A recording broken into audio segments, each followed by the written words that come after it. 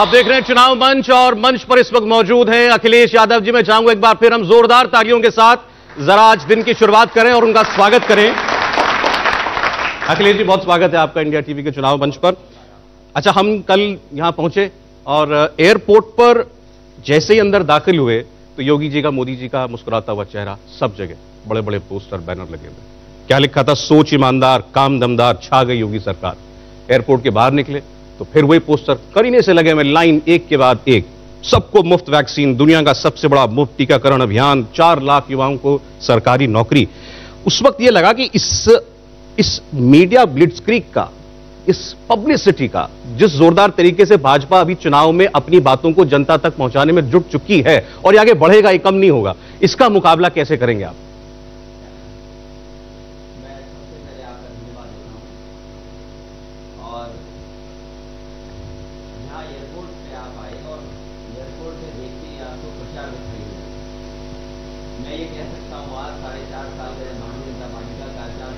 अगले जी एक minute, sorry आपका ऑडियो में प्रॉब्लम है। और ये सरकारी खजाने का है पैसा। अगर खबर उत्तर प्रदेश की सबसे बड़ी और जो जानकारी आपको होनी चाहिए थी, क्योंकि उत्तर प्रदेश में जो घटनाक्रम हो रहा है, गोरखपुर में मुख्यमंत्री जी का क्षेत्र है। कोई हफ्ता बचता नहीं है जिस दिन मुख्यमंत्री अपने घर पर न जाते हों गोरखपुर में। वहां पर एक व्यापारी को पुलिस ने मार मार करके उसकी जान ले ली। और सोचो, कभी फोन किया जब उसने अपने घर पर, तो मनीष गुप्ता व्यापारी जो थे उन्होंने कहा कि मैं अभी 10 मिनट बाद फोन करूंगा।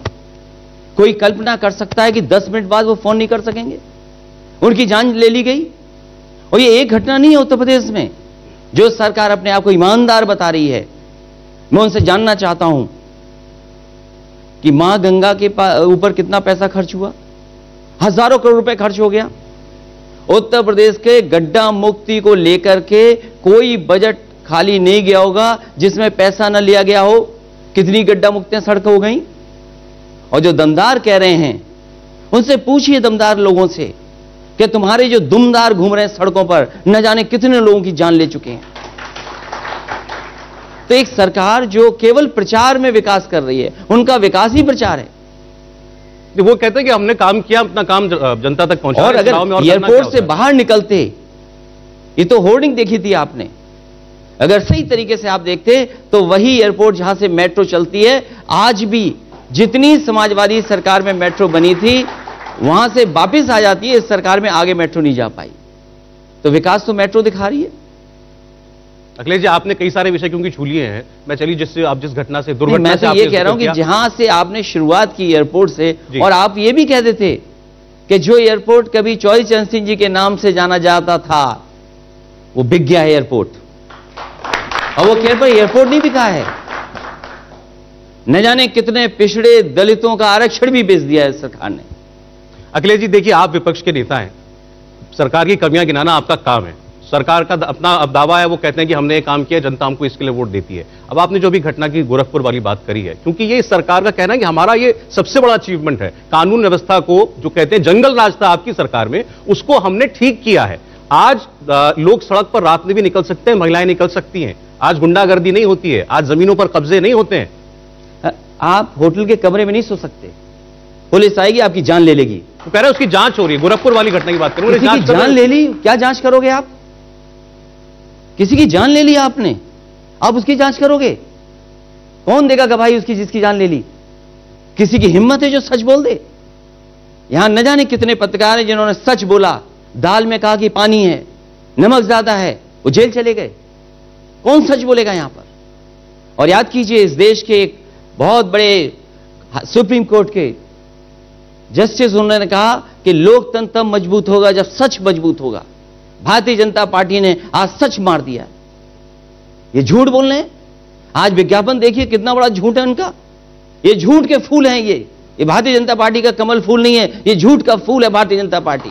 लेकिन मुख्यमंत्री की प्रेस कॉन्फ्रेंस तो आप भी सुनते होंगे, वो तो आंकड़ों के साथ बताते हैं कि देखिए हत्या की वारदातें इतनी कम हो गई, बलात्कार इतने कम हो गए। वो शायद एनसीआरबी का रिकॉर्ड नहीं देख पाते होंगे। एनसीआरबी क्या कहती है, रिकॉर्ड क्या कहता है? रिकॉर्ड यह कहता है कि महिलाओं पर, बेटियों पर सबसे ज्यादा अन्याय और अत्याचार कहीं बढ़ा है तो उत्तर प्रदेश में बढ़ा है। सबसे ज्यादा कस्टोडियल डेथ अगर कहीं हुई तो उत्तर प्रदेश में ज्यादा हुई है। सबसे ज्यादा नेशनल ह्यूमन राइट कमीशन की नोटिस अगर किसी को मिली हैं तो उत्तर प्रदेश सरकार को मिली हैं। ये आंकड़े सरकार कहां से छिपा देगी? चलिए, योगी जी बोले, योगी जी की सरकार है। मोदी जी ने उनको सर्टिफिकेट दिया अलीगढ़ में, उन्होंने कहा कि आज उत्तर प्रदेश सुरक्षित हाथों में, पहले माफिया राज था। कोविड के समय पर जब लोगों की नौकरी और रोजगार छिन रहे थे तब भी सर्टिफिकेट दिया गया था कि 1 करोड़ नौकरी लग गई है।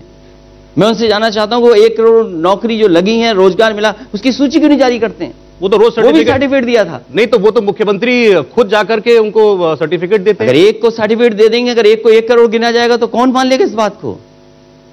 अगर जितने विज्ञापन इन्होंने आज दिया, आज का भी विज्ञापन है अखबारों में, रोजगार की बड़े पैमाने पर बात हुई, नौकरी की, अगर रोजगार और नौकरी है तो उसकी सूची क्यों नहीं जारी कर देती सरकार? नहीं तो आपको लग रहा है कि एक सरकार का मुख्यमंत्री झूठ बोल रहा है कि मैंने 4.5 लाख सरकारी नौकरी दे दी है? केवल 4.5 लाख नहीं, आज का विज्ञापन देखिए, 4.5 फिर 50 लाख, टोटल मिला लोगे तो कई करोड़ों में है। 1 करोड़ 61 लाख। उन्होंने कहा कि हमने इन्वेस्टमेंट आया है देश में, उद्योग लग रहे हैं, अलग अलग माध्यमों से लोगों को रोजगार मिल रहा है।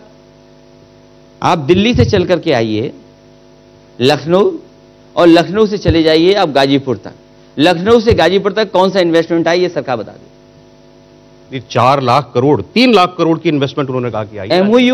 एमओयू इन्वेस्टमेंट नहीं होता। हमारे मुख्यमंत्री जी, यही तो कमाल के मुख्यमंत्री जी हैं। 4 लाख करोड़ का एमओयू हो गया, उन्होंने सोचा इन्वेस्टमेंट आ गया, और इन्वेस्टमेंट पे केवल एक चीज आई, अमेरिका से आई वो फैक्ट्री जिसकी तस्वीर एडवर्टाइजमेंट में छपी, और इन्वेस्टमेंट के नाम पर बंगाल का वो फ्लाईओवर आ गया।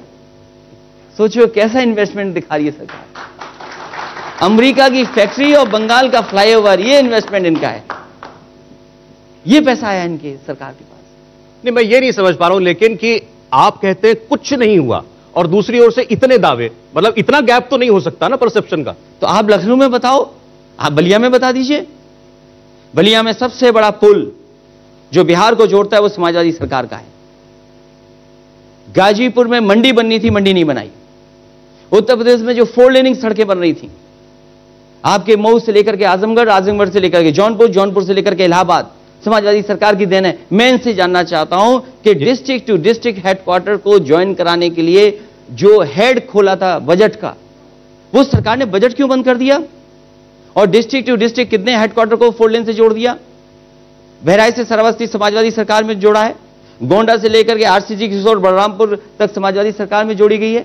मैं ये नहीं कह रहा कि आपकी सरकार में काम नहीं हुए, काम तो हुए, लेकिन ये कहे कि 4.5 साल में एक सरकार आई और इतना बड़ा मैंडेट लेकर के आए और उसने कुछ नहीं किया। तो भारतीय जनता पार्टी ये बताए उत्तर प्रदेश में बिजली बनाने का कौन सा कारखाना लगाया, एक बता दें हमें।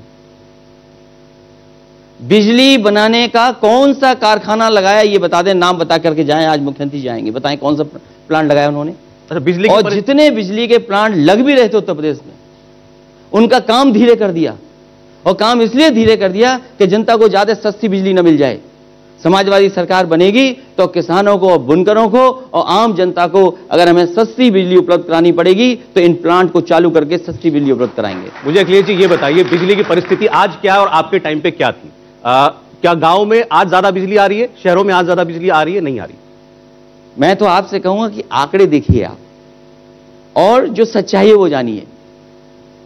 समाजवादी सरकार में जहां बिजली बनाने का काम शुरू हुआ था, नए नए प्लांट लगे थे, वहीं सबसे बड़ी ट्रांसमिशन लाइन बिछी थी। ट्रांसमिशन लाइन के साथ साथ डिस्ट्रीब्यूशन लाइनें बनी थी। मुख्यमंत्री जी ये बताएं कि जो बिजली आज उपलब्ध हो रही है, उन्होंने कौन सी नई बिजली बनाई है और कौन सा नया सब स्टेशन बनाया जिसकी वजह से बिजली मिल रही है जनता को। ये जितनी भी बिजली आज उपलब्ध हो रही है वो समाजवादी सरकार की देन है। और मुझे वो दिन याद है, आज हमारे बीच लालजी टंडन जी नहीं हैं, वो और एक सबसे बुजुर्ग नेता बनारस के श्याम देव चौधरी जी, वो भूख हड़ताल पे बैठे थे और उनकी मांग ये थी कि बनारस में 24 घंटे बिजली प्रधानमंत्री जी को मिलनी चाहिए, उनका क्षेत्र है। कई दिन जब भूख हड़ताल पे बैठे तो उस समय के जिलाधिकारी ने मुझसे कहा कि अगर आपने नी ने हटाया तो हो सकता है इनकी जान चली जाए। तो दोनों लोग आए थे, एक तो हैं जिंदा, आप पूछिए उनसे। मैंने उनसे कहा कि आज ही से हम 24 घंटे बिजली बनारस को कर देंगे और 24 घंटे बिजली दी, और उनसे मैंने कहा कि हम 24 घंटे बिजली दे रहे हैं, लेकिन आप दिल्ली से कहिए कि उत्तर प्रदेश के बिजली का कोटा बढ़ा दें। आज बताइए 4.5 साल इस सरकार के हो गए, दिल्ली सरकार के कितना समय गुजर गया? जैसे आप इस जनता ने 2 बार प्रधानमंत्री बनाया, बताइए उत्तर प्रदेश का कोटा कौन सा बिजली का बढ़ा है? वाराणसी को 24 घंटे बिजली आपने दी, ये उन नेताओं की जान बचाने के लिए दी या मोदी जी को खुश करने के लिए दी? उत्तर प्रदेश की जनता जो बनारस की है उनको बिजली दी, उसके अलावा कई शहरों में 24 घंटे बिजली उपलब्ध कराने का काम समाजवादी सरकार में हो रहा था। देखिए, आज की सरकार के लोग ये कहते हैं कि आपके राज्य में सैफई में तो सब कुछ होता था, बाकी जगह कुछ नहीं था। आपके लिए देश की राज्य की कैपिटल लखनऊ नहीं थी, सैफई थी। मैं तो ये कहता हूं कि सैफई जैसा आपको उत्तर प्रदेश बना लेना चाहिए। डबल इंजन की सरकार है। अरे सैफई जैसा उत्तर प्रदेश क्यों नहीं बनाया? जिस उत्तर प्रदेश ने सबसे ज्यादा लोकसभा जिताए हों, सबसे ज्यादा लोकसभा जिताए, और 2 बार सरकार दिल्ली में उत्तर प्रदेश ने बनाई, और 300 से ज्यादा विधायक जिताए, क्या मजबूरी थी? अरे इतना इन्वेस्टमेंट है, इतना पैसा है, तो सैफई जैसा हर शहर क्यों नहीं बना दिया? और फिर आपने अपने गोरखपुर का क्या हाल कर दिया? वहां सड़क से नहीं चल सकते आप, आपको नाव लेके जाना पड़ेगा। अगर आप गोरखपुर जाएं तो नाव लेके जाना पड़ेगा, और आप अगर गोरखपुर गए आप, तो जिस नाम से आप जाओगे जरूरी नहीं उस नाम से वापस आओ। अभी लोगों के नाम तो बदलने शुरू नहीं किए हैं। अरे मुख्यमंत्री जी का सबसे बड़ा काम है। अच्छा, आपने बनारस की बात की। बनारस में क्या कोई परिवर्तन नहीं हुआ? आप बनारस में लोग जाते हैं, घाट पर जाते हैं, घाट साफ सुथरे दिखाई देते हैं, सीढ़ियां जो हैं वो साफ दिखाई देती हैं। अब काशी विश्वनाथ मंदिर का जो है जीर्णोद्धार किया जा रहा है। आप ये बताइए, समाजवादी सरकार में जो 2 घाट बनने थे वो क्यों रोक दिए गए? आपको अपने 2 दिख रहे हैं, जो बाकी बने वो क्यों नहीं दिखते? जो गंगा में पुल बन रहे थे वो समाजवादी सरकार में बने हैं। आप उद्घाटन कर रहे हैं, फीता काट रहे हैं, नाम बदल रहे हैं, रंग बदल दे रहे हैं। आपकी सरकार में बन गए होते तो आप ही फीता काटते। अब उनकी सरकार में कंप्लीट में तो वो फीता काट रहे हैं। क्योंकि वाटरवेज जो बन रहा है नया, मां गंगा को साफ नहीं करना चाहते, मां गंगा पर व्यापार करना चाहती है सरकार। ये बात जनता को समझना चाहिए।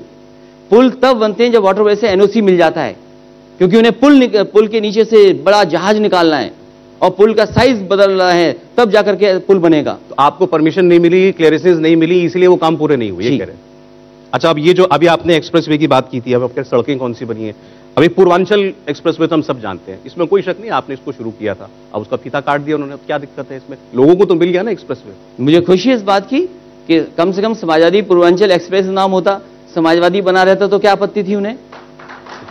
ये मेरा शब्द थोड़ी है, तो संविधान में दिया कि देश हमारा समाजवादी हो, अब हमारे देश में समाजवादी व्यवस्था लागू हो। अब वो उसके पीछे राष्ट्रवादी एक्सप्रेसवे लिख देंगे फिर?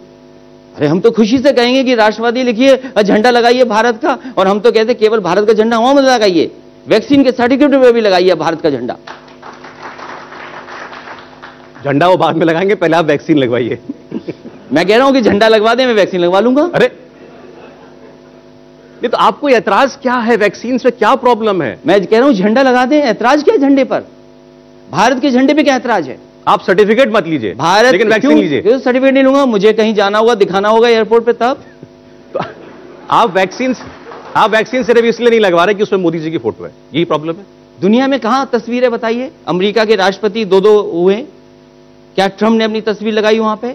आज जो राष्ट्रपति जी हैं उन्होंने क्या तस्वीर लगाई अपनी? यूके में क्या प्राइम मिनिस्टर ने तस्वीर लगाई अपनी? यूरोप में किसी देश ने लगाई हो तस्वीर तो बताइए? बगल में रशिया है, क्या तस्वीर लगाई उन्होंने अपनी? तो आप क्यों कह रहे हो कि बीजेपी की वैक्सीन है? ये सबसे बड़ी आपत्ति है हमारी। गांव में जाके प्रचार करते हैं ये हमारी वैक्सीन है, ये जबकि हमारे सबके टैक्स की वैक्सीन है। अखिलेश जी मुझे बताइए, आप तो सरकार में रह लिए, ये क्या कोई हर सरकार नहीं करती हुई काम क्या बताती है? हमने तो नहीं लगाया तस्वीर। आप देखिए लखनऊ से लेकर के आगरा एक्सप्रेसवे बना है, कहीं हमारी तस्वीर लगी हो, कहीं हमारा नाम लिखा हो, नेताजी का और हमारा। और सोचिए कहां नाम लिखा इन्होंने? भारतीय जनता पार्टी का सबसे प्रिय काम जहां है वहां पर इन्होंने अपनी पटिया लगा दी, जहां शौचालय वहां पर पटिया लगा दी इन्होंने। शौचालय बनाना भी क्या खराब काम हो गया? वो शौचालय भी समाजवादी सरकार का बनाया हुआ था।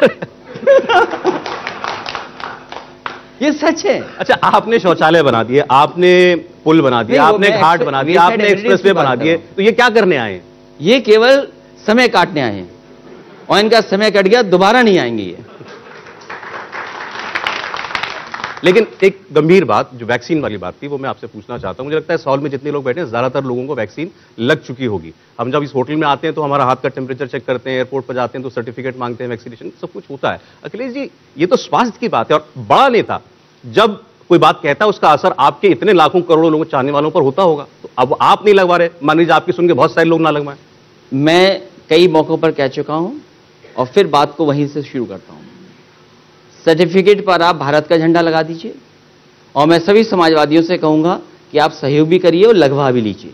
और मैं आखिरी आदमी हूंगा जब उत्तर प्रदेश के सब गरीबों को, सभी नौजवानों को, माताओं बहनों को, मजदूरों को लग जाएगा, उसका हमें भी वैक्सीन लगा देंगे। उससे पहले नहीं, जब उत्तर प्रदेश की जनता को लग जाएगा उसके बाद मैं भी लगवा वो कह रहे हैं हमने 10 करोड़ टीके लगा दिए, सब मैं कहता हूं उत्तर प्रदेश की जनता को सबको लगा दिए। सवाल 10 करोड़ का नहीं है, दुनिया में तीसरी डोज शुरू हो गई। 10 करोड़ कितने, क्या डबल डोज दे दी क्या आपने? 10 करोड़ कुल 10 करोड़, टोटल 10 करोड़। लेकिन डेटा क्या कहता है कि आपने 10 करोड़ सबको लगा दी क्या? इतना बड़ा प्रदेश है, इतना बड़ा देश है, 24 करोड़ की आबादी रहती है। तो जब आप एक दिन में 2.5 करोड़ लगा सकते हैं, 2 करोड़ से ऊपर लगा सकते हैं, तो आप कम से कम दशहरा तक सबको लगा दीजिए। नहीं, हमें तो यही पता लगा है कि मोदी सरकार, योगी सरकार मिलकर खास तौर पर उत्तर प्रदेश पर ही फोकस कर रही है। उनको मालूम है चुनाव जीतना है, यहीं से जीतेंगे। जब भारतीय जनता पार्टी और भारत सरकार ये कहती है, दुनिया में ये प्रचार करती है कि सबसे ज्यादा एक दिन में डोज लगाई गई है, तो अगर एक दिन में इतनी लग सकती है तो इसका मतलब हमारे पास मैन पावर है, ह्यूमन रिसोर्सेज है हमारे पास, हम लगा सकते हैं। तो आखिर किसने रोका है? आप दशहरा तक सबको लगा दीजिए और जब दिवाली हो तो सब वैक्सीनेटेड दिखाई दें। किसने रोका है? अब देखते हैं, सरकार के पास दावे तो बहुत है। उन्होंने तो एक हाथ हम दिसंबर तक 200 करोड़ डोज लगाएंगे। सच्चाई जीरो है इनके पास। अच्छा, ये विज्ञापन में सरकार चल रही है। अच्छा, ये बताइए अखिलेश जी, इस चुनाव में सबसे बड़ा फैक्टर सबको यही लगता है कि कोरोना में जो कुछ हुआ वही रहेगा, वैक्सीनेशन भी उसका एक हिस्सा है। वैक्सीनेशन को लेकर के सरकार कह रही है हम अच्छा काम कर रहे हैं, तेजी से कर रहे हैं। अब जो कोरोना की सेकेंड वेव में हुआ था, हम दिल्ली में रहते हैं, दिल्ली में बड़ी खराब हालत थी। मैं शायद ही किसी ऐसे आदमी को जानता हूं जिसका कोई अपना ना खोया हो या ऐसे किसी व्यक्ति को या परिवार को न जानता हो। उत्तर प्रदेश से भी बड़ी खराब तस्वीरें आया करती थीं। मुझे बताइए, चुनाव तक क्या ये लोगों के जहन में रहेगा या वॉश आउट हो जाएगा? केवल कोरोना नहीं, बल्कि किसान के साथ जो धोखा हुआ, जिस तरह से महंगाई बढ़ी है, जिस तरह से बेरोजगारी बढ़ी है, और सवाल यह कि सरकार को नहीं पता कि डीजल पेट्रोल महंगा हो गया। क्या बीजेपी को नहीं पता डीजल आज क्या कीमत है? क्या बीजेपी को नहीं पता किसान के सामने क्या तकलीफ आ गई है? क्या बीजेपी को नहीं पता कि कितने बड़े पैमाने पर नौजवान बेरोजगार घूम रहे हैं? ये तमाम सवाल हैं जिसका जवाब भारतीय जनता पार्टी को देना होगा। नहीं, लेकिन कोरोना को लेकर के मेरा सवाल ये था आपसे कि कोरोना को लेकर के क्या योगी सरकारें कहती है हमने बहुत अच्छा काम किया। मैं मुख्यमंत्री जी का एक बार इंटरव्यू किया था, उन्होंने कहा कि मुझे खुद को कोरोना हो गया और उसके बाद मैंने सबसे पहला एक काम किया कि मैं गांव-गांव में जाकर घूमा, क्योंकि मुझे पता था कि मुझे इस इन्फेक्शन की वजह से इम्यूनिटी कुछ महीनों के लिए मिल गई है। लखनऊ के लोगों ने देखा कि किस तरीके से शमशान, जहां पर इतनी लाशें जल रही थी, ये सरकार इंतजाम नहीं कर पाई। और जब तस्वीरें बाहर आने लगी तो ये सरकार उसको छिपाना चाहती थी और 3 शेड लगा रही थी, बैरिकेडिंग कर रही थी सरकार। और केवल भारत ने नहीं, पूरी दुनिया ने देखा वो तस्वीरें जब मां गंगा में लाशें बह रही थी। और सोचिए, भारतीय जनता पार्टी से जवाब पूछा गया तो उनके लोग क्या कहते हैं? जब वो गाजीपुर और बक्सर की तरफ दिखाई दी लाशें, तो कहते हैं बीजेपी वाले कि ये बिहार से लाशें आ रही थी, यूपी की लाशें नहीं है। कौन मान लेगा इनकी बात? गंगा कहां से कहां बहती है? वो आज भी यही कहते हैं। वो इसीलिए तो झूठ बोलते हैं, ये झूठ का फूल है, ये भारतीय जनता पार्टी का कमल का फूल नहीं है, ये झूठ का फूल है। मैं फिर अपना एक पर्सनल एक्सपीरियंस शेयर कर रहा हूं। मैं एयरपोर्ट तक तो आपको बता दी कहानी। फिर हम टैक्सी में बैठे, अब टैक्सी ड्राइवर से पूछा, उससे एक कोरोना वाला सवाल किया। उन्होंने कहा कि वो बोला कि इसमें योगी जी की क्या गलती है? मैंने बोला क्यों भाई, मुख्यमंत्री हैं। बोले आंधी आए, होर्डिंग गिर करके किसी के सर पे लग जाए तो मुख्यमंत्री की गलती है? कोरोना थी, महामारी थी, पूरी दुनिया में आई थी। लेकिन सरकार की जो जिम्मेदारी थी, सरकार ने जिम्मेदारी नहीं निभाई। न दवाई दे पाई सरकार, न बेड उपलब्ध करा पाई, और किस तरीके से दवाइयां ब्लैक हुई हैं। और लोगों को लगा कि रेमडेसिविर ही शायद इलाज है उसका, गरीबों को भी लगा, क्योंकि गरीब ये महसूस किया कि अमीर शायद उस दवाई से बच रहा है, उस इंजेक्शन से बच रहा है। इसी उत्तर प्रदेश में कितना ब्लैक हुआ। और अधिकारी बांटेंगे रेमडेसिविर, ऑक्सीजन नहीं थी, लोगों ने सिलेंडर अपने आप इंतजाम किया। क्या अधिकारी बांटेंगे कि डॉक्टर बांटेंगे? शायद हो सकता है उसकी जानकारी कुछ रही हो, लेकिन पूरे उत्तर प्रदेश ने देखा है कि किस तरीके से स्वास्थ्य सेवाएं चौपट दिखाई दी, बर्बाद हो गई हैं इस भारतीय जनता पार्टी सरकार में। और जितने अस्पतालों में मुख्यमंत्री जी गए, वो सब समाजवादियों के बनाए हुए अस्पताल थे। अभी तक इन्होंने अपना कोई काम जिसका शिलान्यास किया हो, उसका उद्घाटन ये सरकार नहीं कर पाई। तो क्या विकास करेगी सरकार? अच्छा, कोरोना को लेकर वो कहते हैं कि उस वक्त कहां थे अखिलेश यादव? सारी राजनीति ट्विटर पे, जब कोरोना का इतना भीषण काल चल रहा था तब सड़क पे कौन था? समाजवादी पार्टी और मैंने खुद जिसकी मदद कर सकता था मैंने मदद की। अगर किसी को सिलेंडर की जरूरत थी तो मैंने सिलेंडर उपलब्ध कराए। किसी ने अगर मोबाइल पे कहा कि मुझे ऑक्सीजन की जरूरत है, मैं जानता हूं मैंने अपने पार्टी के नेताओं कार्यकर्ताओं से कहा कि जाओ वो बिजनौर में वो है, वो बुलंदशहर में जाकर के उसको सिलेंडर दे दो जाकर के। और यही नहीं, जब अधिकारी रेमडेसिविर बांट रहे थे तो कई गरीब उन्होंने कहा, कई लोगों ने कहा कि रेमडेसिविर का इंतजाम चाहिए। मैंने खुद एक लोगों से कहा कि भाई कुछ दे दो रेमडेसिविर, हमें भी इंजेक्शन दे दो जहां हमें उसको देना है। तो सोचिए, अधिकारी रेमडेसिविर बांटेंगे या डॉक्टर इंतजाम करेगा? इस उत्तर प्रदेश में अधिकारी बांट रहे थे इंजेक्शन और कोई होल्डिंग कर रहा था, तो दवाई का इंतजाम सरकारी कर्मचारी कर रहे थे, अधिकारी करे। और किसके इशारे पर? भारतीय जनता पार्टी के इशारे पर। ये तो अधिकारी तो आपकी तो सुनते होंगे ना, आप मुख्यमंत्री रहे। अधिकारी फोन बंद किए हुए हैं, लेकिन इधर से फोन बहुत आने लगे हैं। इधर मैसेज भी बहुत आया। जब अभी पिछला 1 जुलाई मैंने जन्मदिन मनाया, न जाने कितने अधिकारी जो भूल गए थे वो मैसेज कर रहे थे बधाई का। तो वो बधाई केवल जन्मदिन की नहीं थी, वो बधाई आने वाली सरकार की थी। इसीलिए मैंने कहा कि समाजवादी लोग 400 सीटें जीतने जा रहे हैं इस बार। देखिए, चुनाव में क्या हो सकता है 400 सीटें जिता दे इस बार। अभी 400 वाले दावे पे मैं आता हूं, लेकिन चुनाव में क्या हो जाए कोई नहीं जानता। ठीक है, किसी अधिकारी को लगता होगा, क्योंकि आप धमकाते हैं अधिकारियों को। आपने प्रेस कॉन्फ्रेंस में क्या कहते हैं? देख लें अधिकारी, समय भी पलटेगा, मैं आऊंगा तब सबकी ऐसी तैसी करूंगा, बोलते हैं। नहीं, ऐसी तैसी तो नहीं कहा होगा। ये तो मुख्यमंत्री जी कह सकते हैं, मैं नहीं कह सकता। चलिए, आप चेतावनी धमकी देते तो हैं? नहीं, धमकी नहीं देता हूं मैं, क्योंकि धमकी अधिकारी को नहीं दे सकते। अधिकारी कब बदल जाए पता ही नहीं, और हमने तो बदलते देखा है, बहुत बदलते देखा है। क्या क्या फर्क देखा है आपने एडमिनिस्ट्रेशन के रवैये में? क्या फर्क देखा आप जब मुख्यमंत्री की कुर्सी से हटे उसके बाद? पहले जनता की सुनवाई हो जाती थी, अब जनता की सुनवाई नहीं हो रही, कोई पूछ नहीं रहा। और अगर कोई पूछ रहा होता तो बताओ, इनका लोकसभा के सांसद प्रतापगढ़ में क्या धुलाई हुई उनकी, क्या कुटाई हुई उनकी? गोरखपुर में सांसद और विधायक गांव में नहीं घुस सकते। अगर विधायकों की सुनवाई होती तो शायद उनका इतना अपमान नहीं होता। और अब तो आज अखबार में आ गया है कि कम से कम 150 सीटें हटने वाली हैं।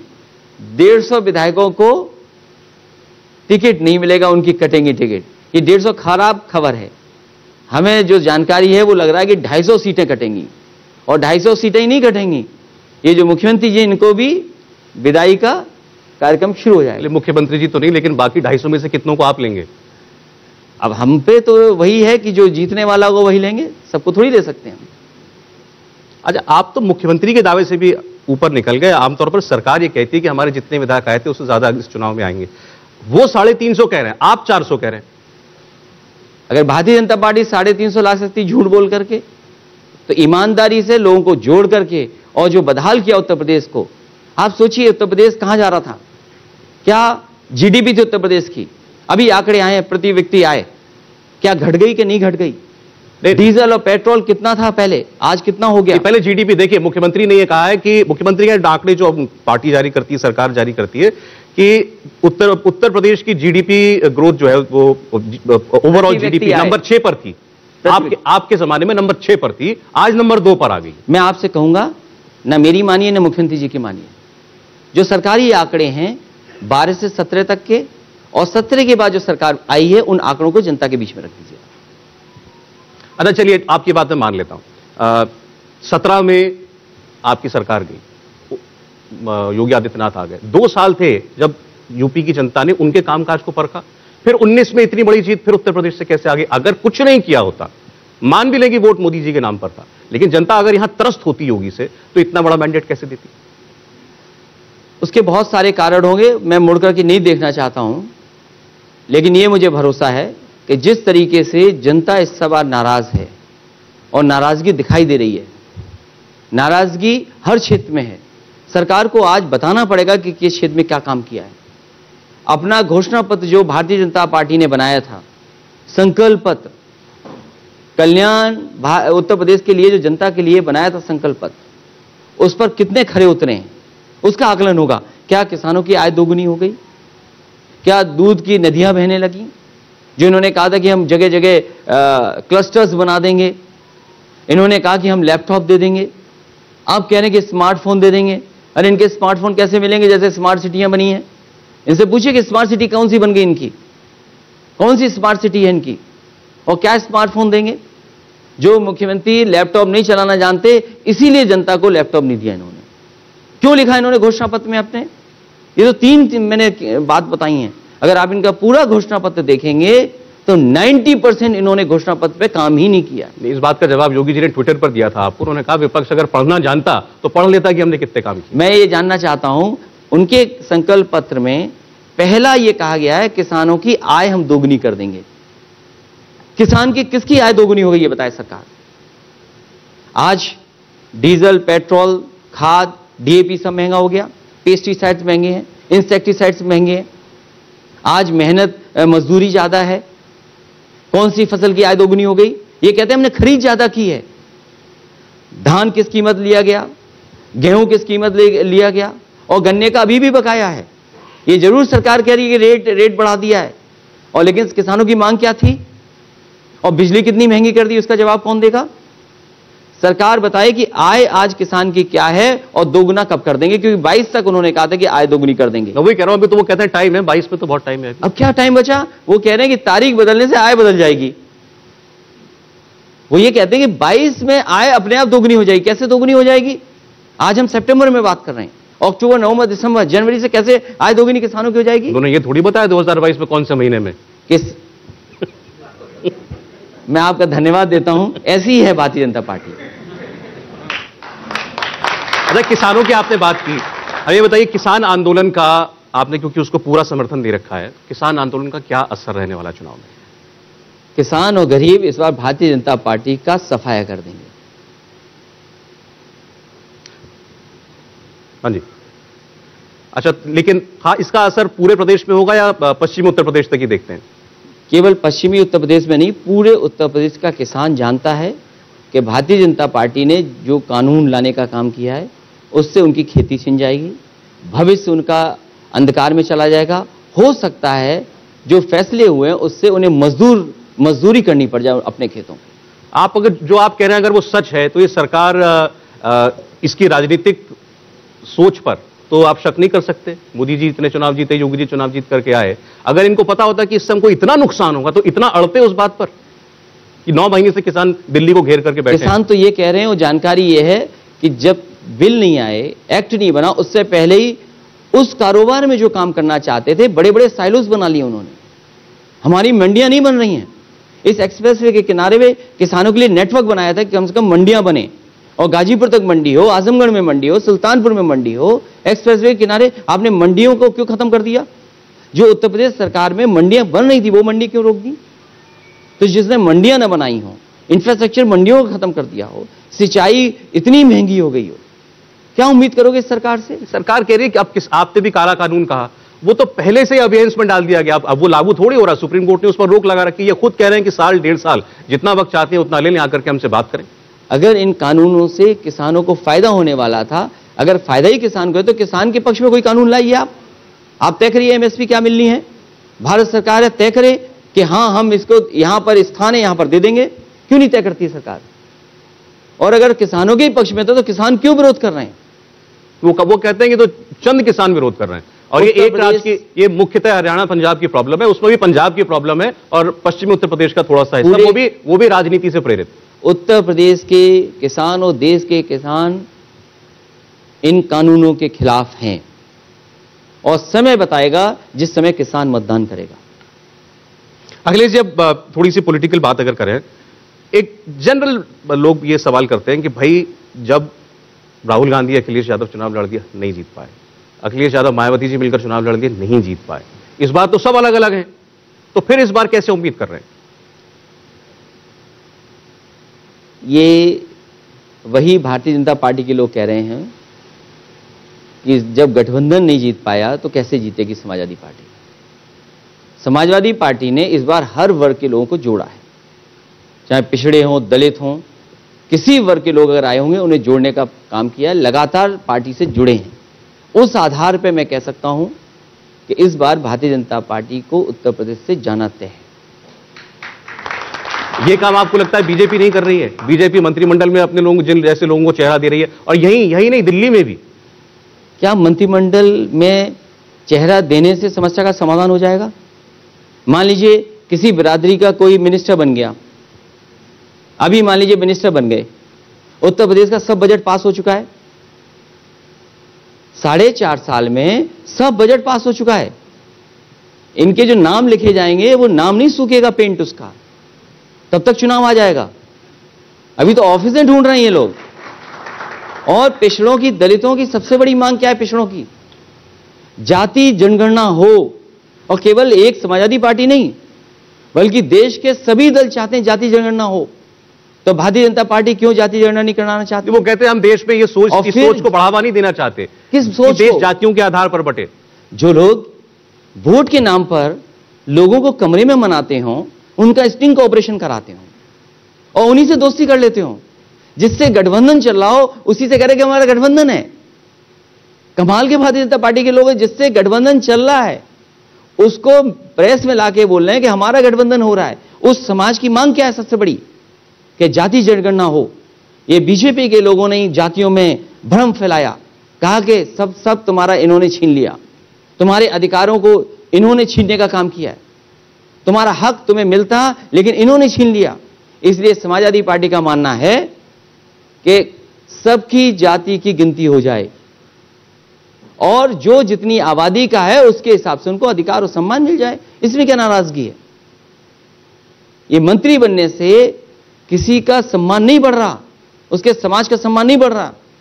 समाज जो चाहता है कि आप आरक्षण खत्म कर रहे हैं, आप बताइए एयरपोर्ट इसमें प्राइवेटाइज कर दिया आपने, आरक्षण खत्म कर रहे हैं, आरक्षण खत्म कर रहे हैं, आप किस बेसिस पर कह रहे हैं? अगर एयरपोर्ट प्राइवेट हाथ में चला जाएगा तो क्या प्राइवेट लोग किसी को आरक्षण देते हैं? इस कौन प्राइवेट में? अखिलेश जी, अब अडानी अंबानी तो प्रधानमंत्री मुख्यमंत्री नहीं बनने वाले ना। मैं ये कहूं कि आपके चैनल में आरक्षण होना चाहिए, क्या आप दे दोगे आरक्षण?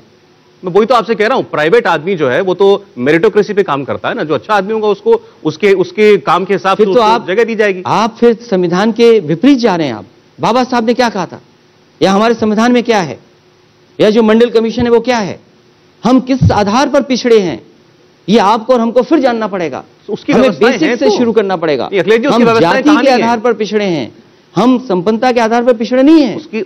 आप मुझे बताइए उसकी व्यवस्थाएं की तो हुई है संविधान में? क्या व्यवस्था है बताइए? अगर प्राइवेट आरक्षण मिलता है वो कौन छीन लेगा? सरकार बार बार कहती है कुप्रचार है हमारे खिलाफ। ओबीसी अगर प्राइवेट हो जाएगी कोई चीज तब तो ये मांग है कि प्राइवेट में भी आरक्षण होना चाहिए। जब सब संसाधन प्राइवेट के पास चले जाएंगे, सरकार देखो कितनी होशियारी से नोटबंदी की, सब गरीबों ने पैसा दे दिया, वही पैसा बड़े बड़े उद्योगपतियों को लोन दे दिया और वही उद्योगपति हवाई जहाज लेके भारत छोड़ के चले गए। पैसा किसका था? पैसा किसका था? और फिर आज डीजल पेट्रोल से जो मुनाफा हो रहा है उस मुनाफे में क्या गरीब को मिल रहा है? करें शौचालय मिल रहा है, उनका घर बनाया जा रहा है, घर घर पानी पहुंचाने के लिए हर घर नल योजना है। आपको जानकारी होगी कि अब प्रधान बदल गए हैं, अब दूसरे प्रधान आ रहे हैं। जिन्होंने शौचालय बनाया था वो प्रधान हट चुके हैं, नए प्रधान जीत गए हैं। और शौचालय जो बनाया, जो भारतीय जनता पार्टी का सबसे प्रिय काम है, किसी भी शौचालय में पानी नहीं है, बिना पानी के शौचालय बना दिए भारतीय जनता पार्टी ने। बताइए वो कह रहे हैं बताइए शौचालय, किस शौचालय में पानी, आप बताइए। अब मैं हर शौचालय में तो नहीं गया हूं, लेकिन लेकिन वो कह रहे हैं भाई ये काम 70 साल में सोचा तो हमने कि गांव में घर में हर घर में शौचालय बने। नहीं, ये शौचालय पहले से बन रही थी। ये अलग बात है कि शौचालय संख्या बढ़ाई, लेकिन जिस तरीके से शौचालय का नाम इज्जत घर रखा तो हमें भी लगा कि शायद अब गरीबों को शौचालय मिल जाएंगे, लेकिन उन गरीबों के साथ धोखा हो गया। जिस तरीके से नोटबंदी में धोखा हुआ, नोटबंदी में कहा गया कि नोटबंदी के बाद ना भ्रष्टाचार होगा और ना ही काला धन बन पाएगा। आज आंकड़े बताइए आप, नोटबंदी के बाद भ्रष्टाचार बढ़ गया, वो नोट बड़ा हो गया ना। तो अब वो आर्गुमेंट में नहीं कर सकता, क्योंकि अगर भ्रष्टाचार ही खत्म करना था, बहुत सारे लोगों का आर्गुमेंट कुछ और था कि रुपया कितने रुपए होना चाहिए, 500 भी खत्म हो जाए। फिर आपने कितना रुपए ले आए? 2000 रुपए का छाप दिया। तो आप ठीक कह रहे हैं, जो बात आप कह रहे हैं कि 2000 रुपए के छपने से भ्रष्टाचार ज्यादा बढ़ गया, मैं आपसे सहमत हूं इस बात पे। मैंने नोट बढ़ने की बात तो कही है, भ्रष्टाचार बढ़ा ही आपका नहीं, ये आपने कहा क्योंकि रिकॉर्डिंग है उनके पास। चलिए ठीक। अच्छा चलिए फिर वापस आते हैं जो हम पॉलिटिकल बात कर रहे थे। मैंने आपके इंटरव्यू सुने, आप जब राहुल जी के साथ आपने गठबंधन किया था तो आपने कहा कि हमारा अनुभव अच्छा नहीं रहा, इसलिए इस बार हम किसी बड़ी दल के साथ जो है नहीं कर रहे हैं। क्या अनुभव था आपका ऐसा? मैं कोई अनुभव शेयर नहीं करना चाहता हूं। परिणाम जो आने चाहिए थे वो परिणाम नहीं आए। इसलिए समाजवादी पार्टी का मानना है कि सभी लोगों को जोड़ करके और कोशिश करनी चाहिए, जो क्षेत्रीय दल हैं, छोटे दल हैं उत्तर प्रदेश के, उनको साथ लाया जाए। अजय जी कुछ पूछना चाह रहे जी?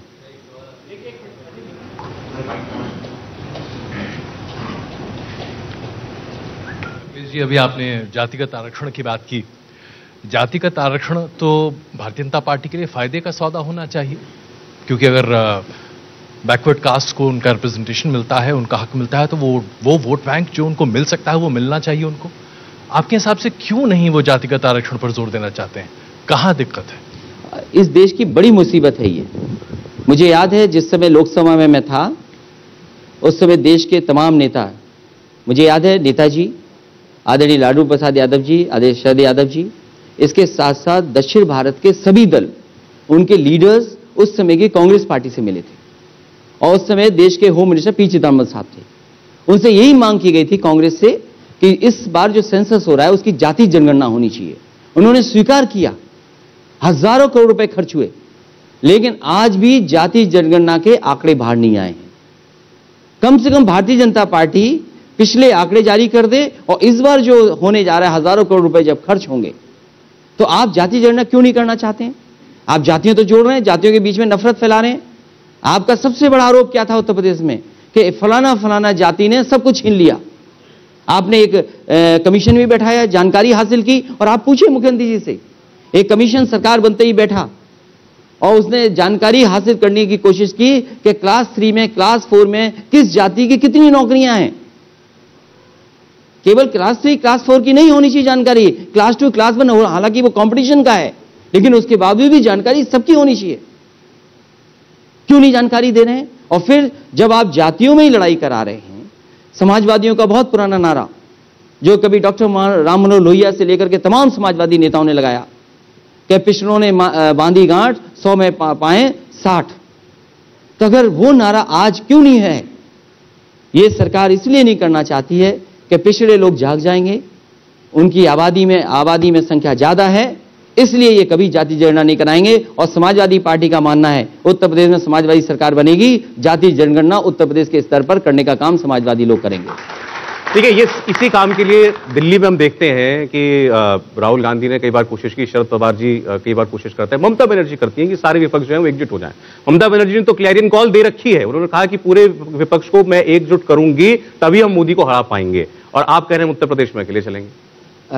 जहां तक ममता जी का है, उनके साथ समाजवादी पार्टी है, और पिछले चुनाव में भी समाजवादी पार्टी ने समर्थन किया। जहां तक और दल हैं, क्योंकि समाजवादी पार्टी ने कांग्रेस और बीजेपी से दूरी थोड़ी बनाई हुई है, क्योंकि कई बार देखने को ये मिलता है कि कांग्रेस का जो रास्ता है उसी रास्ते पे भारतीय जनता पार्टी चल रही है। तो कांग्रेस और बीजेपी एक ही रोड पर चल रहे हैं। जो कांग्रेस का रास्ता था उसी पे भारतीय जनता पार्टी चल रही है। फिर राहुल जी सुबह शाम मोदी जी को कोसते क्यों रहते हैं? अब वो नेशनल पार्टी के बारे में मैं कुछ नहीं कहूं, लेकिन जो नीतियां हैं, जो आर्थिक नीतियां हैं, वो वही हैं जो कांग्रेस की थी, वही भारतीय जनता पार्टी। अच्छा ये बताइए कि आपके गठबंधन के बाद और चुनाव के बाद, उसके बाद आपका और राहुल जी का टच बिल्कुल खत्म हो गया, कोई बात भी नहीं होती आपकी उनसे? अब पर्सनल बातें तो क्या, किसके बारे में मैं कहूंगा, ये मंच वो नहीं है जो इन बातों पर चर्चा करे। नहीं, मैं इसलिए पूछना चाह रहा हूं कि भाई आपके पॉलिटिकल डिफरेंसेस एक अलग बात होती है, आप दोनों ने इतना प्रचार किया था, हाथ दोनों ने पकड़ करके एक दूसरे का, यूपी के 2 लड़के, बड़ा जबरदस्त प्रचार। वो समय था जिस समय कांग्रेस के साथ अलायंस था पार्टी का, तो अलायंस में जो उन परिस्थितियों के हिसाब से बेहतर हो सकता था वो नारे भी दिए गए, उस तरीके से काम भी किया गया। और उसके बाद जब 2019 में फैसला हुआ कि बहुजन समाज पार्टी के साथ जाएंगे, तो वो परिस्थितियां दूसरी थी।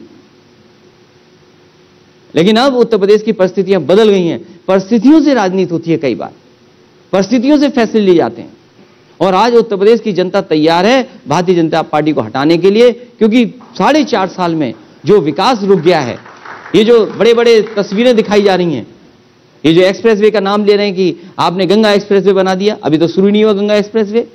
बुंदेलखंड एक्सप्रेसवे जो झांसी से लेकर के सिद्धार्थनगर बनना था, वो आपने केवल टेढ़ा कर दिया। आपका अपना क्या है?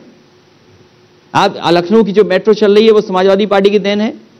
कानपुर में जो मेट्रो चल रही है, उस समय वेंकैया नायडू उस विभाग के मंत्री थे, मुरली मनोहर जोशी जी सांसद थे भारतीय जनता पार्टी के, और समाजवादी सरकार थी, तब कानपुर में शुरू हुई मेट्रो, आगरा में मेट्रो शुरू हुई। जितनी समाजवादी सरकार में मेट्रो के प्रोजेक्ट शुरू हुए वही आज चल रहे हैं। मैं तो मुख्यमंत्री जी इन्होंने अपने गोरखपुर में मेट्रो क्यों नहीं बनाई? उन्होंने क्यों मजबूर कर रहे हैं लोगों को नाव से चलने के लिए? शायद 14 शहरों में शुरू करने जा रहे हैं, ये उन्होंने शायद ट्विटर पर अपने लिखा हुआ था। मेरठ में भी चलेगी, गाजियाबाद आप में हमारी चल रही है। ट्विटर की बुराई करते हो, उनके ट्विटर की तारीफ कर रहे हो।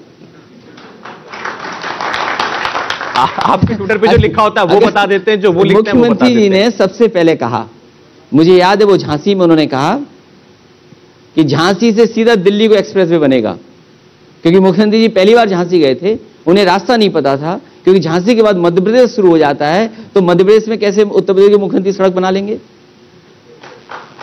और उन्होंने वहीं पर कहा कि हम गोरखपुर में मेट्रो बनाएंगे। बताओ, गोरखपुर की जनता को मजबूर कर दिया कि नाव से चलें। वहां पर नाव से चल रहे हैं लोग बरसात में। मेट्रो कब बनेगी मुख्यमंत्री जी बताएं, मेट्रो कब बनेगी? अच्छा एक बात मुझे बताइए, जो दूसरों के गांव की बुराई करते हैं, अपना मेडिकल कॉलेज क्यों नहीं ठीक करते हैं? एम्स दिखा रहे हैं कि एम्स बना रहे हैं। कौन सा नया एम्स बनाया है? जो गोरखपुर में एम्स बन रहा है उसमें समाजवादी पार्टी ने जमीन दी, तब जाकर के एम्स बन रहा है। अच्छा अखिलेश जी मुझे बताइए, और रायबरेली में एम्स जो बन रहा है वो भी समाजवादी पार्टी ने जमीन दी। इन्होंने कुछ काम नहीं किया, जनता आप कह रहे हैं बड़ी नाराज है, तो ऐसा क्यों है कि सारा वोट समाजवादी पार्टी को मिल जाएगा? आप अकेले थोड़ी चुनाव लड़ रहे हैं। पहले भारतीय जनता पार्टी अपने संकल्प पत्र को देखे, भारतीय जनता पार्टी ने भाषा को समझे, और उनकी भाषा क्या? चुनाव आते ही उन बातों को मैं नहीं कहना चाहता हूं, क्योंकि हमारे मुख्यमंत्री जी को कहने में मुश्किल होगी 3x660 super critical thermal plant, इसलिए दूसरे शब्द कहते हैं वो। 3x660 super critical thermal plant से बिजली बनती है, लेकिन ये नफरत के शब्दों को ढूंढते हैं। ये नफरत नहीं, वो कहते हैं तुष्टीकरण, उनका शब्द था। उन्होंने आपके लिए कहा था, रेफरेंस आपके लिए निकाला गया कि अब्बा जान कहने वाले राशन चोर, सब राशन चोरी कर लेते थे। मैं उनसे कहता हूं कि एक बार इस मंच पे आए और ये कहें 3x660 super critical thermal plant जो उत्तर प्रदेश में बन रहे हैं वो कब बनेंगे? इस इल्जाम का जवाब क्या है कि आप लोग? मेरा जवाब यही है कि वो 3x660 super critical thermal plant कह ही नहीं सकते, तो बनाएंगे कैसे? और उत्तर प्रदेश के नौजवानों को लैपटॉप इसीलिए नहीं दे रहे क्योंकि मुख्यमंत्री खुद लैपटॉप चलाना नहीं जानते। नहीं, लेकिन इस इल्जाम का जवाब तो दीजिए। आपने रिएक्ट नहीं किया जब उन्होंने आपको ये शब्द इस्तेमाल किया था। मैंने आपसे कहा ना कि 3x660 super critical thermal plant वो नहीं कह सकते, इसलिए दूसरी बातें कह रहे हैं। लैपटॉप नहीं चला सकते इसलिए लैपटॉप नहीं बांट रहे हैं। और ये एक्सप्रेसवे का नाम बदला है, समाजवादियों की देन है। मुझे खुशी है इस बात की, जब मैं अभी आजमगढ़ गया, गांव के लोग बाहर निकल करके आए और उन्होंने मुझसे खुद कहा कि जितनी अच्छी सड़क आप बना सकते थे, भारतीय जनता पार्टी ने उतनी अच्छी सड़क नहीं बनाई। आप राइडिंग क्वालिटी देखिए और सोचिए पैसा कम करने के लिए क्या किया? मीडियन खत्म कर दिया बीच का। जो आपका रोड कांग्रेस कहती है, जो स्टैंडर्ड हैं आज, जो एक्सप्रेसवे के स्टैंडर्ड्स बने 2017 के बाद, वो ये कहते हैं कि आपका जो मीडियन है, जो डिवाइडर है, वो कम से कम 12 मीटर का होना चाहिए, क्योंकि सरकार को पैसे कम दिखाने थे। वो मीडियन ही खत्म कर दिया बीच का। उनसे पूछिए सरकार से कि आपने डिवाइडर क्यों खत्म किया इस सड़क का, ये बताइए। जो अच्छा अलाइनमेंट दिखाई देता वो क्यों नहीं अच्छा हुआ? आपने टेक्निकल स्पेसिफिकेशन क्यों गिरा दिए? आपने राइडिंग क्वालिटी क्यों खराब कर दी सड़क की? आपने राइडिंग क्वालिटी खत्म कर दी सड़क की। और लाइटों के नाम पर कुछ खंभे ही नहीं खड़े, वहां लाइटें ही नहीं लगेगी। शौचालय कहां जाओगे आप? मंडी कहां है? जिस तरीके से उस एक्सप्रेसवे को बनाना चाहिए था, उसका पूरा का पूरा टेक्निकल स्पेसिफिकेशंस और क्वालिटी से समझौता इस सरकार ने किया। ठीक। एक सवाल सुरभि के पास भी है, फिर हम कुछ ऑडियंस में से भी सवाल लेंगे। बोलिए। अखिलेश, मैं पर्सनल एक्सपीरियंस के बेसिस पे ये कहना चाहती हूँ, ये मैं आरोप नहीं लगा रही, क्योंकि मेरा एक्सपीरियंस है। मैं खुद एक जर्नलिस्ट हूँ और ऑड आवर्स या कोई भी वक्त हो सकता है, हम सफर करते हैं। मेरे साथ तो दिन दहाड़े गन पॉइंट पर चेन स्नैचिंग हुई है आपकी सरकार के दौर में। मेरा सवाल एक कॉमन सिटीजन होते हुए सिर्फ इतना है कि अगर हम निकलते हैं, क्योंकि अब जब जब चुनाव आता है, नारे, दावे, बातें और वार पलटवार तंज कसे जाते हैं। अगर एक परसेप्शन लोगों के बीच में बना हुआ है, लॉ एंड ऑर्डर को लेकर आप भी सवाल उठाते हैं, तो कैसे आप एक परसेप्शन को बदल पाएंगे?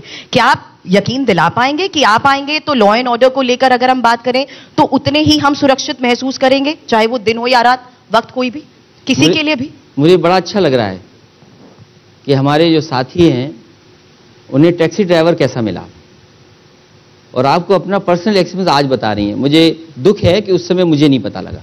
अगर मुझे पता लगा होता तो उस जिले का कप्तान उसी दिन सस्पेंड हो गया होता। और जहां तक उत्तर प्रदेश के महिलाओं की सुरक्षा को लेकर के, और पुलिस विभाग के लिए स्ट्रक्चरल चेंज जो सबसे बेहतर किया वो समाजवादी सरकार ने किया है। और मैं आपसे कहूंगा इस बात को, क्योंकि आपने पर्सनल एक्सपीरियंस शेयर किया है, इसलिए मैं कहूंगा पर्सनली आप समय निकाल करके इसी नदी के किनारे 1090 बना है, आप जाकर के देखिए और उसमें जो अधिकारी बैठे उनसे जानकारी हासिल करिए कि 1090 वुमेन पावर लाइन जो बनी थी वो महिलाओं की सुरक्षा के लिए कितनी कारगर थी और कितनी मदद कर रही थी। आज भी लाखों महिलाओं के जो इश्यूज हैं उनको एड्रेस करिए 1090। इसके साथ साथ जो डायल 100 बनाया था, मैंने उत्तर प्रदेश के जो उस समय के अधिकारी थे, जो समझदार अधिकारी थे, जिनको मुझे लगा कि शायद ये टेक्नोलॉजी को समझते हैं, उनको मैंने न्यूयॉर्क पुलिस डिपार्टमेंट में भेजा था और मैंने कहा कि वहां देख करके आइए उस कंट्रोल रूम को कि आखिरकार वहां की पुलिस की फंक्शनिंग क्या है। उसके बाद वो ह्यूस्टन गए, ह्यूस्टन की पुलिस की फंक्शनिंग क्या है वो देख करके आए। उसके बाद सिंगापुर गई वही टीम, और टीम सिंगापुर में देख कर गई कि उनका रिस्पॉन्स सिस्टम कैसे काम करता है। उसके बाद मैंने ये डिजाइन किया। उस समय प्रोफेसर वेंकट आए और उनसे मिलकर के सरकार ने ये सबसे बेहतरीन डायल 100 डिजाइन किया। उसकी वजह से पुलिस को आज सबसे अच्छा रिस्पॉन्स सिस्टम मिला है। तो 1090 और डायल 100 जो गाड़ियां लगाई थी उत्तर प्रदेश में, ये थी कोशिश कि 15 मिनट में गांव में और शहर में 5 मिनट में 4 मिनट में पुलिस पहुंच जाए। आप ये सवाल मुख्यमंत्री से जरूर पूछिए जो सवाल मुझसे आपने पूछा है, और पूछिए उनसे कि डायल 100 को आपने डायल 112 कर दिया। क्या 2000 गाड़ियां उत्तर प्रदेश में या हजारों गाड़ियां समाजवादी सरकार ने खरीदी थी, क्या वो अधिकारियों ने नहीं छीन लिया गाड़ियां? आपने गाड़ियां क्यों नहीं बढ़ाई डायल 100 में? और दूसरा 1090 को जो बजट मिलना चाहिए था, आपने 1090 को बजट क्यों नहीं दिया? ये सवाल अगर आपने पर्सनल एक्सपीरियंस से शेयर किया है तो आपको 1090 देखना चाहिए कि कितनी मदद मिल रही है। और जो सरकार के मुखिया आएंगे उनसे पूछे कि आपने दोनों जो स्ट्रक्चर चेंज किया था इसका बजट क्यों आपने खत्म कर दिया? मुख्यमंत्री तो एक लाइन में जवाब देते हैं, हमने ये संदेश दे दिया है अपराधियों को कि या तो सुधर जाओ नहीं तो ऊपर जाओ। तो मुख्यमंत्री जी ये बताएं कि उन्होंने अपने मुकदमे कितने वापस लिए, और आज बड़े बड़े टिफिन में खाना जेल में जा रहा है। जो मुख्यमंत्री ये दावा कर रहे हैं उनसे पूछिए कि जेल में बड़े बड़े टिफिन में खाना कैसे जा रहा है। और फिर इस सरकार को किसने रोका है कि टॉप 10 अधिक जो माफिया हैं उत्तर प्रदेश की, उनकी सूची क्यों नहीं जारी कर रही? वो तो कह रहे सब जेल में है। मैं ये कह रहा हूं जेल में है, अगर जेल में, सवाल ये नहीं है, आप नामों की बहस मत करिए। आजम खान साहब पे झूठे मुकदमे लगे तब जेल भेजा है, एक एक मुकदमा उन पे झूठा है, और ये सरकार ने जानबूझ करके उन्हें जेल भेजा है। अखिलेश जी, और सरकार फंसा रही है उनको। अखिलेश जी, 1 साल से ज्यादा, मैं ये कहता हूं 1 साल से ज्यादा हो गया उनको जेल में। आजम खान साहब ज्यादा हुआ है, उनको 1 साल से ऊपर हो गया, तो अदालतें क्या कुछ नहीं कर रही हैं? भाई बेल देना मुझे ये अदालत भरोसा का है काम है। कितने केसों में उन्हें बेल मिल गई, लेकिन सरकार क्या कर रही है पूछिए सरकार से। क्या सरकार ने जानबूझ करके नहीं फंसाया उनको? सरकार अपने तो मुकदमे वापस ले रही है लेकिन दूसरों को जेल में भेज रही है। ये सरकार की नीयत है। और मुख्यमंत्री ने खुद अपने मुकदमे वापस लिए कि नहीं लिए, ये बताए उत्तर प्रदेश की जनता को कि मुकदमे वापस लिए कि नहीं लिए। और टॉप 10 की कब जारी करेंगे सूची? अभी तो वो आपके किसने नहीं देखा जिला पंचायत चुनाव, जिला पंचायत के चुनाव और ब्लॉक प्रमुखी के चुनाव, महिलाओं के कपड़े फाड़ लिए इन्होंने। ये बीजेपी के गुंडे थे जिन्होंने महिलाओं को रोका था, छेड़ा था और कपड़े फाड़े थे। और आज कौन जिम्मेदार है इनके लिए? कभी आपको भी डर लगता है कि आपके ऊपर भी कोई मुकदमा कर देंगे? देखिए, अब राजनीति में बहुत सफर गुजर गया है मेरा। मैं 99 में आया था पॉलिटिक्स में, और आज कितने साल हो गए, न जाने कितनी सरकारें देख ली। कौन डरेगा इनसे जो खुद ही डरपोक हैं? सरकार से हट जाएं, जब सरकार से हट जाएंगे देखिएगा। जी ठीक है अखिलेश जी, एक क्योंकि ओवैसी जी की एंट्री हुई है अब उत्तर प्रदेश के चुनाव में, चाहता हूं क्योंकि वो आपका नाम ज्यादा ले रहे हैं, योगी जी का कम ले रहे हैं। उनका कहना यह है कि खास तौर पर समाजवादी पार्टी ने मुसलमानों के वोट बैंक को बैंड बाजा पार्टी की तरह इस्तेमाल किया। ढोल बजा बजा के आपको दूल्हा बना के बारात आपकी निकालेंगे, आप मुख्यमंत्री बन जाएंगे, लेकिन सेरेमनी हॉल के बाहर उनको रोक दिया जाएगा, अब कुछ नहीं, यानी पद कुछ नहीं मिलेगा, मिलेगा कुछ नहीं, सरकार वो बनाएंगे। उत्तर प्रदेश में जो काम हुए हैं और उत्तर प्रदेश में बड़े पैमाने पर काम किए समाजवादी सरकार ने, और हर वर्ग को लेकर के साथ चले हैं। हाँ, इधर भारतीय जनता पार्टी ने जानबूझ करके बड़े पैमाने पर अन्याय किया है लोगों के साथ। और जो लोग बाहर से आ रहे हैं, 100 सीटों से आप भारतीय जनता पार्टी को सरकार में लाना चाहते हैं कि भारतीय जनता पार्टी को हराना चाहते हैं, ये उत्तर प्रदेश की जनता देखेगी आने वाले चुनाव में। वो कहते हैं कि हमें हक नहीं है चुनाव लड़ने का, आप अपनी पार्टी का विस्तार करेंगे। और उत्तर प्रदेश की जनता ने बिहार का भी चुनाव देखा है और बंगाल का भी चुनाव देखा है। आज उत्तर प्रदेश की जनता भारतीय जनता पार्टी को हराना चाहती है। आज गरीब सुरक्षित नहीं है। आप बताइए मुख्यमंत्री जी पे क्या है जवाब उस बात का? उनके जिले में एक व्यापारी की हत्या हो गई और पुलिस ने मार दिया, न जाने कितने लोगों की कस्टोडियल डेथ हुई है। आप बाबा मर गए हमारे नरेंद्र गिरी जी, बताइए क्या बाबा नरेंद्र गिरी जी नहीं मर गए बहन जी? सुसाइड नोट सामने आ गया उनका। सवाल सुसाइड नोट का नहीं है, संदिग्ध सभी लोगों ने कहा संदिग्ध परिस्थितियों में सीबीआई की जांच हो रही है। हमने कहा जज के अंडर मॉनिटरिंग हो सीबीआई की जांच, आप सिटिंग जज के मॉनिटरिंग क्यों नहीं करा रहे जांच को? आप सिटिंग जज से मॉनिटर क्यों नहीं करा रहे जांच? और केवल एक बाबा नहीं, संत नहीं, गुरु नहीं, उत्तर प्रदेश 40 से ज्यादा की हत्या हो चुकी है। महंत जो है वो मुख्यमंत्री हैं और आप कह रहे हैं उनकी सरकार में बाबाओं की मृत्यु हुई। उत्तर प्रदेश में 40 से के लगभग बाबा, संत, मठ के लोगों की हत्या हो चुकी है इसी उत्तर प्रदेश में। जिन्होंने सिक्योरिटी मांगी उनको सिक्योरिटी नहीं दी सरकार ने। अच्छा, एक चीज और बताइए, कांग्रेस पार्टी को लेकर के ये कहा जा रहा है कि प्रियंका गांधी चूंकि बहुत ज्यादा प्रचार कर रही हैं उत्तर प्रदेश के अंदर और अब जनरल सेक्रेटरी यहाँ की, तो उनका कुछ ना कुछ असर पड़ेगा, यूथ पर पड़ेगा, महिला वोट पर पड़ेगा, कांग्रेस पार्टी का जो कैशमेंट वोट था वो बढ़ेगा। अच्छी बात है, अच्छी बात है। तो ये अगर उनके लिए अच्छी बात है तो चुनाव के बाद जरूरत पड़ी। आप ही ने कहा कि हर पॉलिटिकल पार्टी को अधिकार है चुनाव लड़ने का, तो हर पॉलिटिकल पार्टी, पुरानी पार्टी है, वो भी लड़ेगी चुनाव। लेकिन सवाल जनता देखेगी कि आखिरकार भारतीय जनता पार्टी से को हटाएगी कौन सी पार्टी? कौन सी पार्टी लड़ी है जो हटाएगी? आज किस पार्टी का संगठन मुकाबला कर रहा भारतीय जनता पार्टी का? तो किस पार्टी के ऊपर सबसे ज्यादा मुकदमे लगे हैं आज?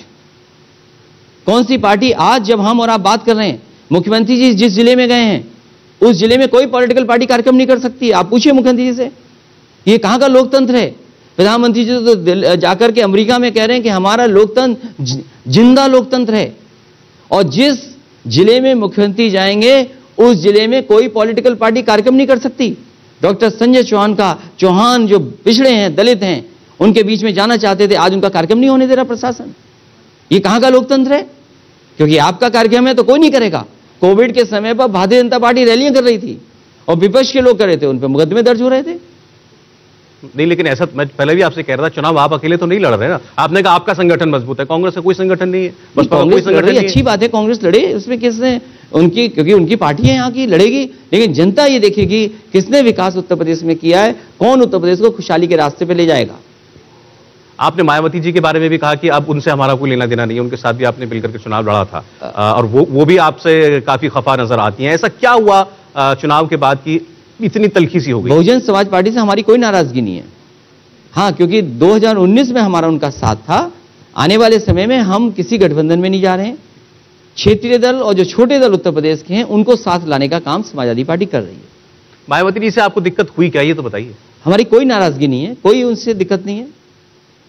चुनाव के बाद आपने एक बार उनका नाम तक नहीं लिया, एक बार भी आपने कभी रेफरेंस रिव्यू जिक्र नहीं किया। अलायंस मैंने किया और अलायंस के बाद अगर मैं कोई बात कहूं तो मैं अपने ही फैसले को नकार दूं मैं? नहीं, क्योंकि उनका इल्जाम आप पर बड़ा साफ था कि हमारा वोट ट्रांसफर हो गया, आप अपना वोट नहीं दिला पाए उनको। चुनाव वोट की वजह से नहीं, बहुत से कारण थे जिसकी वजह से चुनाव हारे हैं। क्या प्रशासन कर रहा था? क्या जात के आधार पर क्या प्रशासन कर रहा था? मैं अपना बता दूं अनुभव कन्नौज का। डीजीपी एक जात का, मुख्यमंत्री एक जात का, पुलिस अधिकारी एक जात का, कन्नौज का एक जात का। हम तो कह भी नहीं सकते किस जात के थे वो।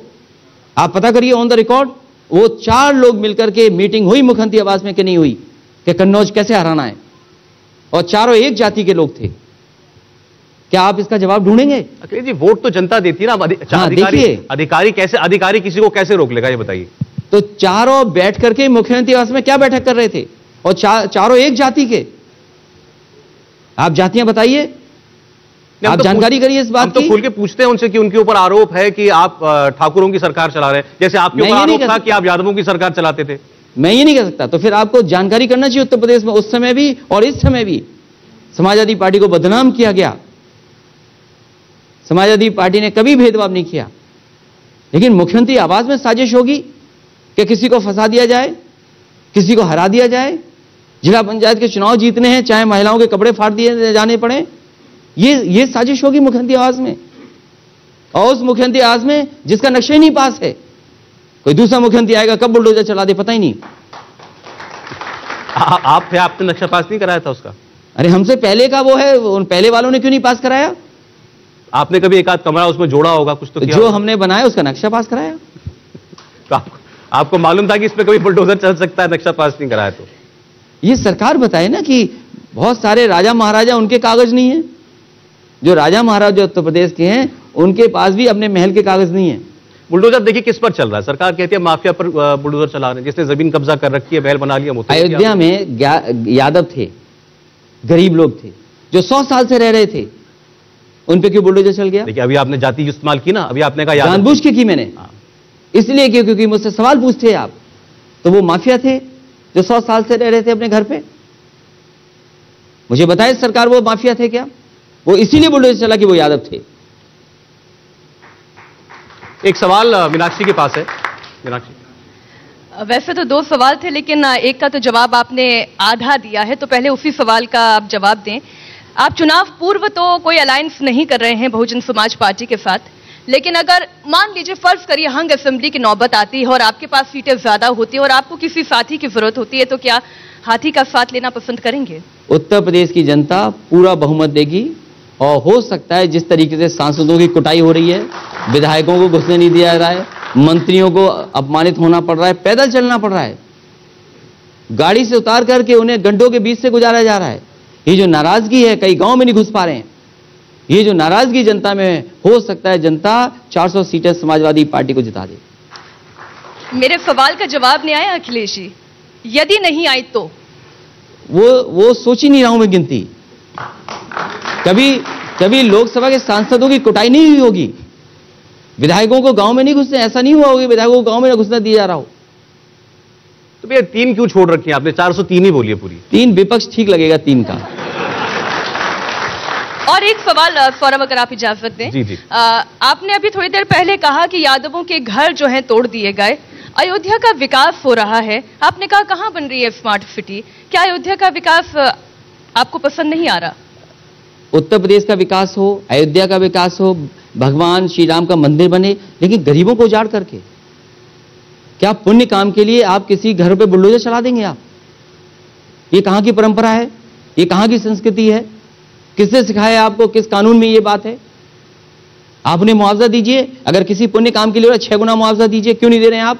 हजारों करोड़ रुपए आपके पास हैं, डबल इंजन की सरकार है आपके पास, जितनी जमीन आप 6 गुना मुआवजा दीजिए। मुझे याद है आगरा से लखनऊ सड़क के लिए जमीन ली थी, या लखनऊ से लेकर के आपके बलिया और गाजीपुर तक के लिए सड़क ली जा रही थी। सड़क रेट बढ़ा करके मुआवजा दिया किसानों का, एक किसान सड़क पर नहीं आया, आंदोलन नहीं किया। इसी लखनऊ शहर में हमारे बैठे हैं नवाब लोग, 2 पीछे बैठे हुए हैं, इनके बाद बिजली का घर हटाना था मुझे। अधिकारियों ने कहा कि 37 करोड़ आपको बजट देना पड़ेगा पैसा। मैंने कहा हाँ, इस इलाके को सुंदर करना है, आज चाहे हमें 37 करोड़ देना पड़े। एक रस्तों की फैमिली है, उसको 37 करोड़ रुपया मुआवजा दिया था और बिजली का घर हटाया था वहां से। तो सरकार के खजाने में क्या कमी है? आप एक पुण्य काम करना चाहते हो, अच्छा काम करना चाहते हो। कौन नहीं भगवान श्री राम को मानता है? क्या वो जिनके घर उजाड़ दिए वो नहीं मानते क्या भगवान राम को? क्या वो व्यापारी जिनकी दुकानें तोड़ी जा रही हैं वो नहीं लड्डू चढ़ाते थे, प्रसाद बनाते थे? इसके लिए जिम्मेदार कौन है? अब वो कह रहे हैं 23 तक मंदिर बना देंगे, तो इसका कुछ फर्क पड़ेगा इस चुनाव पर? कई चुनाव ऐसे ही लड़ते रहेंगे, नहीं बनाएंगे लोग। किसने रोका है ना बनाने के लिए? किसने रोका है? बनाए आप। जब उत्तर प्रदेश में 323 किलोमीटर 22 महीने में एक्सप्रेस वे बन सकता है, तो किसने रोका है?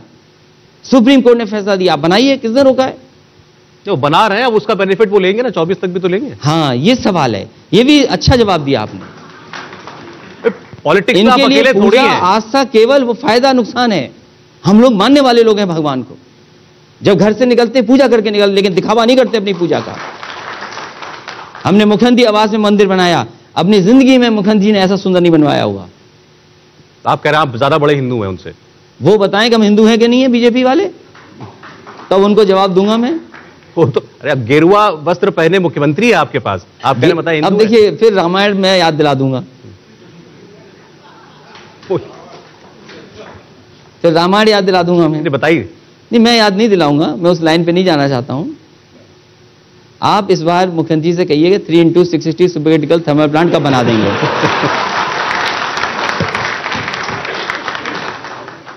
अच्छा, फिर आप एक बार जवाब दे दीजिए वो अब्बा जान वाली बात का।